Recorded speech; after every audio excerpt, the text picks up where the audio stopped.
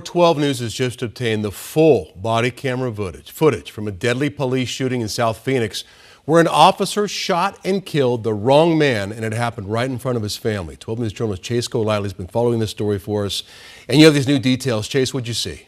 Well, Troy, I'll tell you, it was a very chaotic situation that ended the life of Christian Diaz, the victim of a shooting Phoenix police were responding to. It all started at a home near 73rd Avenue and Lower Buckeye Road. Police were called out to an active shooter situation, saying Diaz's home was being shot at dozens of times by a gunman identified as Edgar Garcia. Now, one of those shots actually hit a 19-year-old in the ankle. Garcia eventually made his way inside the home. That's when Diaz and another man wrestled him to the ground and disarmed him. They continued to hold him until police arrived, and we're going to show you the full video from the time that Phoenix police officer arrived, was told by a neighbor where the shooter was, and then the moment that officer fired his weapon. Where's he at? He's inside the house. He's shooting the people.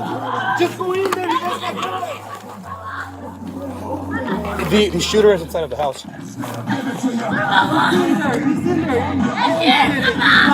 He's like this tall. Gotcha. Go in there.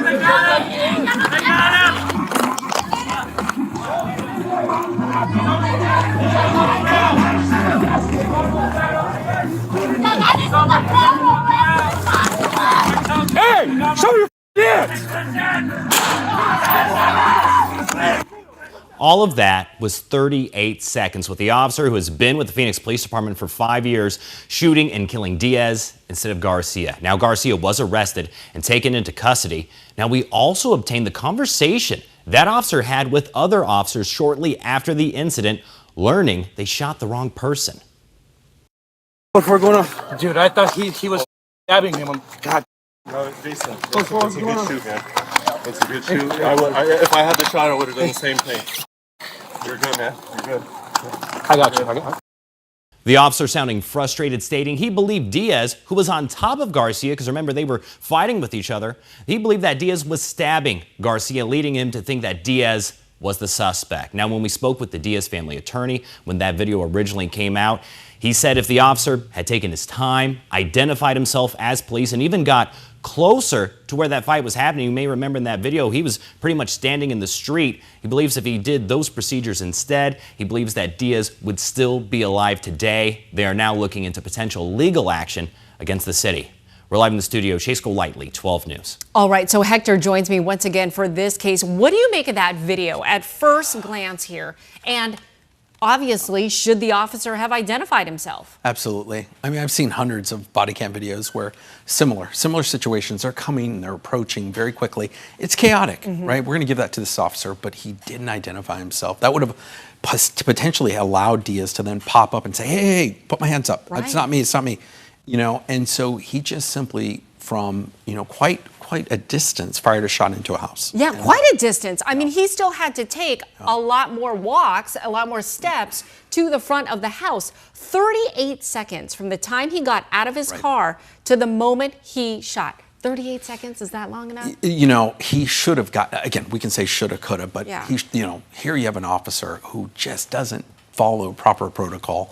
There's no doubt an investigation by the Phoenix Police Department, probably other agencies in terms of the use of force. This officer, no doubt, sat down for an interview with law enforcement and provided certain details. All that information is going to get reviewed in terms of, not just discipline, but potentially they're going to look at this in terms of maybe even criminal prosecution, given, we often, lawyers are talking about what's reckless conduct. What is reckless? When you look at this video, this is reckless.